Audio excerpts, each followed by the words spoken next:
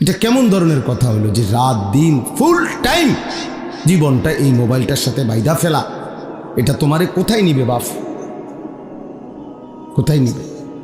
সারা জীবন ডাক্তাররা বলছে বাচ্চা যদি দৌড়ঝাঁপ না দেয়, কিছুটা খেলাধুলা না করে, তাহলে বাচ্চা শরীর স্বাভাবিক থাকে না।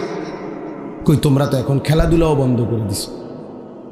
আগে তো কোনায় কোনায় দেখতাম বাচ্চারা, ছেলেরা, নওজোয়ানরা কিছু খেলতো, ক্রিকেট খেলতো, ফুটবল খেলতো। আমরা তো ছোটবেলায় কত কিসিমের খেলা খেলছি আলহামদুলিল্লাহ। আলু ক্ষেতের আলু উঠাইছে, জুরজুরা মানে মাটি, আলু ক্ষেতের হাড্ডুডু খেলে উড়ে এলাইছে। আমি তো মনে আছে ছোটবেলায় পুরা গ্রাম চুক্তি, ওই যে লুকাইতো একজন একজন বিভিন্ন জায়গায় খুঁজা বাইর করা, দৌড়ে দৌড়ে যে কে মানে আমরা কে কোথায় লুকাইছে তারে টোহাইয়া বাইর করা। তো অনেক দৌড়ঝাঁপ দিত, একবেলা দৌড়ঝাঁপ দিত, ঘাম ঝরত, এরপরে আইসা বাচ্চা আবার পড়ত।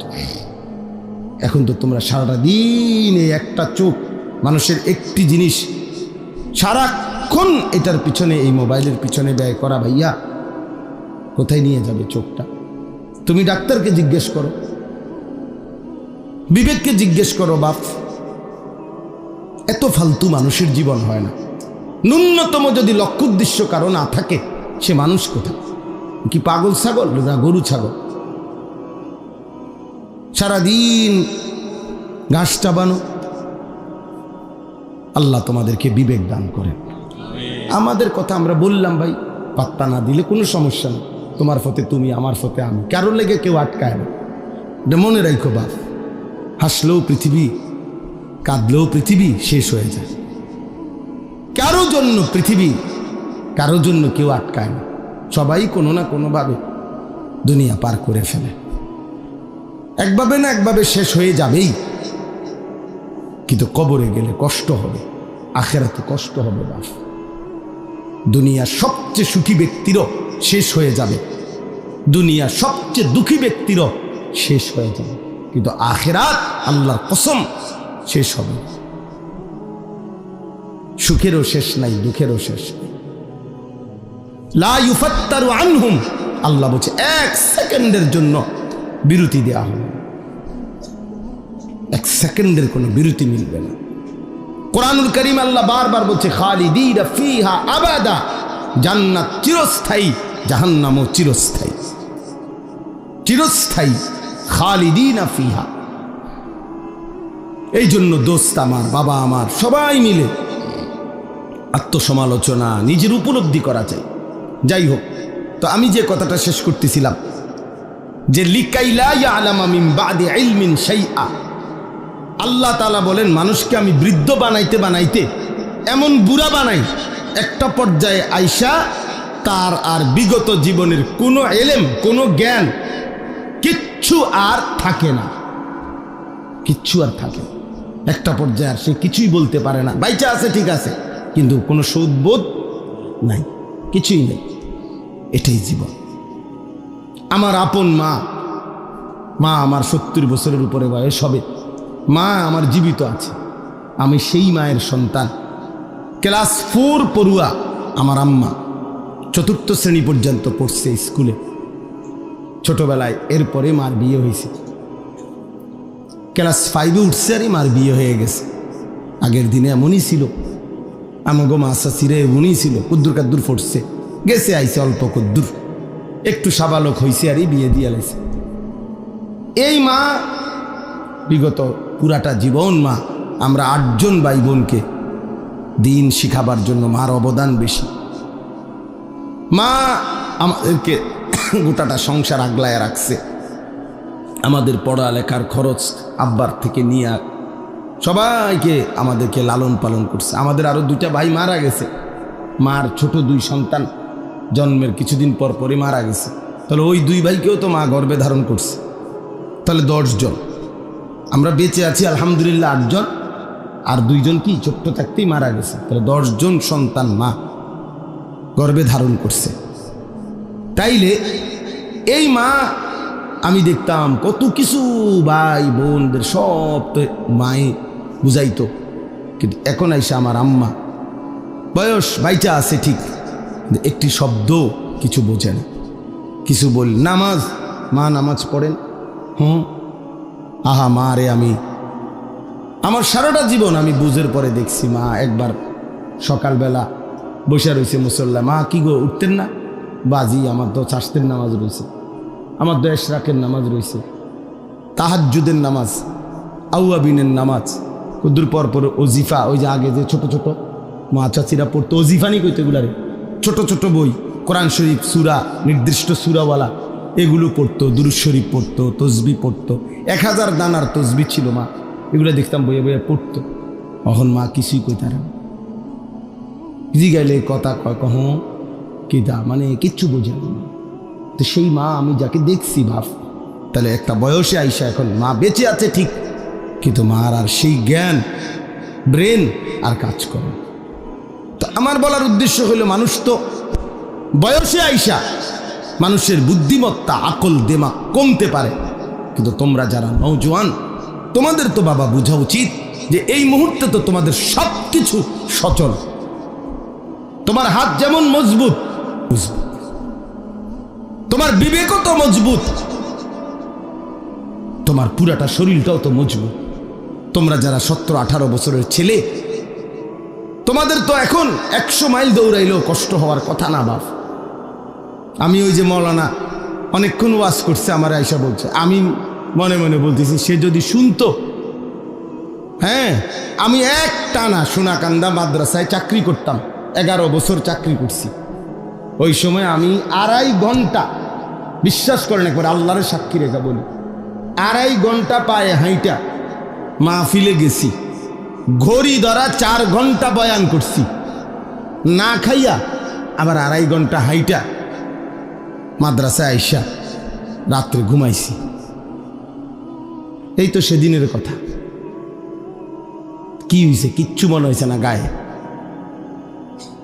13 পাইছি না, কিচ্ছু মনে হয়েছে না। এটা 4 ঘন্টা আমি আগে, এখন আমি আস্তে আস্তে কথা বলি, এখন অনেক হালকা আওয়াজে কথা বলি আমি। আমার গলা 2 বার অপারেশন হয়েছে, 2 বার আমার গলা অপারেশন করা। তো কিন্তু আমি এক সময়, আমার আগে যারা মাহফিল ও বয়ান শুনছে আরো 10 বছর আগে, 15 বছর আগে, 10 বছর আগে, এরা জানে আলহামদুলিল্লাহ, মানে আমি পুরা 4 ঘন্টাই চিল্লাইছি। তখন এত জোরে কথা বলতাম, কিচ্ছু মনে হইতো না। তাইলে প্রিয় ভাই আমার, একটা সময় মানুষের যৌবনের পূর্ণ টাইম। আমি এই জন্য অনুরোধ করছি, তোমরা ছেলেরা, বাবা, প্রিয় বন্ধু, প্রিয় সন্তান, তুমি তোমার ব্যাপারে ভাইব, নিজেকে নিয়ে ভাববে। তোমার বন্ধু তোমারে নিয়ে ভাববে না, সে তোমার সাথে তামসা করবে, তোমারে নিয়ে আলাদা, সে তোমারই নিয়ে ভাববে না, সে তো নিজেকে নিয়েই ভাবে না, তোমারে নিয়ে কি ভাববে? সে তো চেষ্টাই করবে তোমারে নাচ গান, অসৎ ছবি, এই তাফালিং, এই লাফাল দিয়ে। এখন আমি এক সিএনজি পাম্পে গ্যাস নিবার জন্য দাঁড়াইছে আমার গাড়ি, 5-6টা ছেলে আসছে মোটর সাইকেল নিয়ে, মনে তেল নিব। বিশ্বাস করেন, এখানে না, আমাদের কুমিল্লা পোদ্দার বাজারের কাছে। আজীব লাগলো আমার কাছে, তাকাইয়ে রইলাম ফোলাফান্ডি, মানে আইসা পড়ছে ফিলিং স্টেশনে, তেল লইব তো তোরা দাঁড়াইবি নাই। এইটার হর্ন, এটারে মানে এত বিকট আওয়াজ, এটার ধরে রাখছে, হর্ন বাজাইতে আছে। তো এটা একটা পাগল, মানে তার যদি ছিঁড়ে যায়, ওইগুলা নাকি কি খুলে ফেলে, কি করলো আমারে একজনে বুঝাইলো, মানে হর্নটা এত বিকট কেন, বললো যে কি যেন এটার ভিতরে থেকে খুললে ফেললে এটার আওয়াজটা আরো বাইরে যায় আর কি। এই তাহলে এইটা, এই যে মাতাল, তুই এটা করলিটা কি বাবা?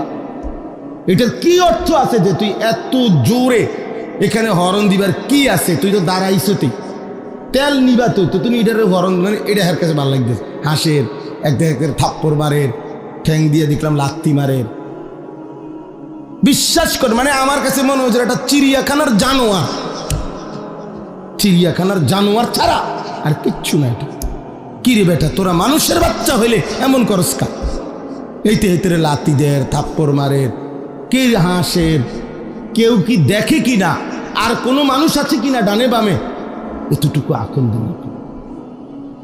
বাপ আমার, এটা জীবন না বাপ, এটা জিন্দেগি না, এভাবে জীবন চলে না, এটাকে সুস্থ মানুষ বলে না, এটা জীবন না। আমাদের প্রত্যেককে আল্লাহ তাআলা, আমাদের মা আছে, বাবা আছে, বংশ আছে, আমাদের ধর্ম আছে, আমাদের আল্লাহ আছে, আমাদের রসুল আছে, আমাদের কোরআন আছে, আমাদের ইসলাম আছে, আমাদের জীবন ফালতু না, আমাদেরকে আল্লাহ অনর্থক বানায় নাই বাপ। সারা দিনে কোনো কাজ নাই, আল্লাহ নাই, রসুল নাই, নামাজ নাই, সেজদা নাই, খোদার কসম এটা মানুষের জিন্দিগি হইতে পারে না। এটা কুকুর বিড়ালের জীবন হইতে পারে, জন্তু জানোয়ারের জীবন হইতে পারে, ইনসানের জিন্দিগি, মানুষের জিন্দিগি আল্লাহ থেকে বিচ্ছিন্ন, আখিরাত থেকে বিচ্ছিন্ন যেই জীবন, এটা মানুষের জীবন নয়, জানোয়ারের জীবন, জানোয়ারের জীবন, জানোয়ারের জীবন, এটা জানোয়ারের জীবন। মনে রেখো, উড়াই দিও তুমি, কোনো সমস্যা নাই, আমি বলে গেলাম, তুমি মনে করো হাসি দিয়া উড়াই দিলে অসুবিধা নাই, সবাই বদলায় যাবে, আমরা এই আশায় বলি না, বদলাবে তো আল্লাহর ফায়সালায়, আমরা বলে থাকি।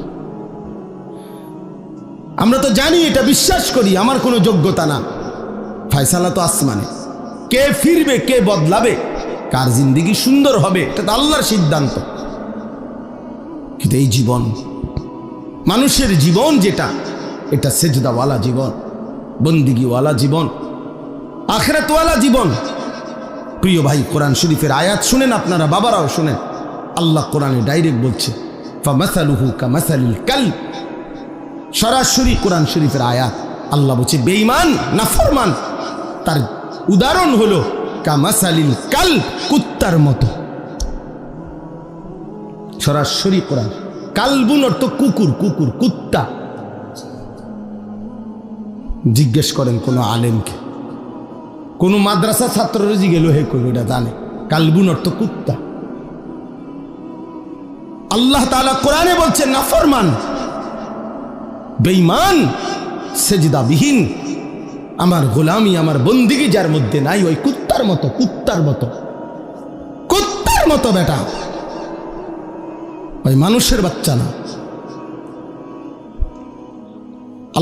আল্লাহ কোরআনে বলছে ইন তাহমিল আলাইহি ইয়ালহাস আও তাতরুকহু ইয়ালহাস।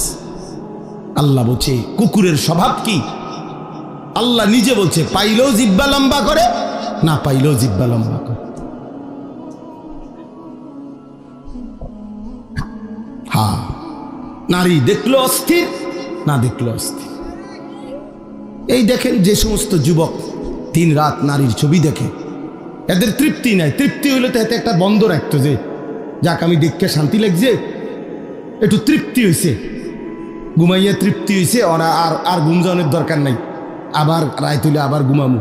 তাহলে এটা তো একটা বোঝা গেল যে তৃপ্তি হয়েছে, তার ঘুমাইয়া মোটামুটি ফোসাইছে, এখন সে 8 ঘন্টা 10 ঘন্টা কাজ করবে, বুঝাই গেল। তো তৃপ্তি হইলে তো থামতো, সে তো থামে না, সে তো সারাক্ষণ পরপর পরপর সারা দিন রাত নারী ছবি দেখতেছে, উলঙ্গ দৃশ্যই দেখতেছে। বুঝা গেল সে দেখেও অতৃপ্ত, না দেখলেও অতৃপ্ত। এই জন্য তার স্বভাব কুত্তার স্বভাব, কুকুরের স্বভাব। মনে রাখিস বাবা, জানোয়ারের আখলাক এটা। হারাম কর দেখবেন নাফরমান, নাফরমান যেগুলো অবৈধ ইনকাম করে, ওজনে কম দেয়, কাস্টমারকে ঠকায়, কামাই করে, এরপরও তার তৃপ্তি নাই। দেখেন বেচে, মাল বেচতে আছে, বেচা কিনা চলতেছে তার দোয়ানে, আপনি জিঙ্গেবেন যাইয়া কইবেন কি অবস্থা ভাই, বেচা কিনা না, দূর দূর দূর দূর, আগের এই ব্যবসা ওনার নাই, কি এর বেচা কিনা বইয়া তা ওনারই কতক্ষণ, অথচ মাল বেচতেছে, দোকান চলতেছে তার। কয় না আগের ব্যবসা নাই। কিরে ডাকাত, আগের ব্যবসা নাই বলতে কি তা? কোন বছরের ব্যবসা নাই? আরো 300 বছর আগের ব্যবসা নাই নাকি? তো তুমি সেই সময় আইতা, তুমি অনাইলা কেন পৃথিবীতে? যে বছর ব্যবসা ছিল সেই বছর তুমি জন্ম নিতা, কথা বলেন না? তো কোন আগের ব্যবসা নাই কি? কোন সময়েরটা? কি নূহ আলাইহিস সালামের জামানার ব্যবসা নাই নাকি? তাইলে এটা কোনো কথা হইল? প্রত্যেকের রিজিক আল্লাহ তাআলার পক্ষ থেকে বরাদ্দ। এই জন্য আমি বললাম ওই যে স্বভাবই এটা যে পাইলেও জিব্বা লম্বা করে, না পাইলেও কি করে? এই আল্লাহ কোরআনে বলছেন নাফরমান কুকুরের মতো। আল্লাহ আমাদেরকে হেফাজত করে। অনেকের আছে লজ্জা শরমই নাই। এর কথা হলো আমার যেহেতু শরমে নাই, আমারে কি গরু কয় না, ছাগল কয় না, প্লাস্টিক কয় না, হাফ প্যান্ট কয় না, ফুল প্যান্ট কয়, দূর বেটা, আমি তো এমনি বেশরম, আমার কইলেই কি বেটা, বুঝছেন? কোন বেটাতে পেশাব করতে বইয়া নিজে লুঙ্গি দিয়া আলগি দিয়া নিজে মুখ ডাই খেলাইছে। তো আরেকজনে বলছে যে কিরে তুই যে কাপড় আলগি দিয়া পেশাব কর, আমি তো দেখি না কেউ। তুমি না কাউরে দেখো না অপদার্থ, কিন্তু সবাই তো তোমারে দেখে না। এর কথা হলে আমি তো দেখি না, বলো এই বলো এই বিষয়টা হলো এই। আমার যেহেতু কোনো লজ্জাই নাই, এবার মানুষ আমার কি মনে করে, আমার কি আসে যায়?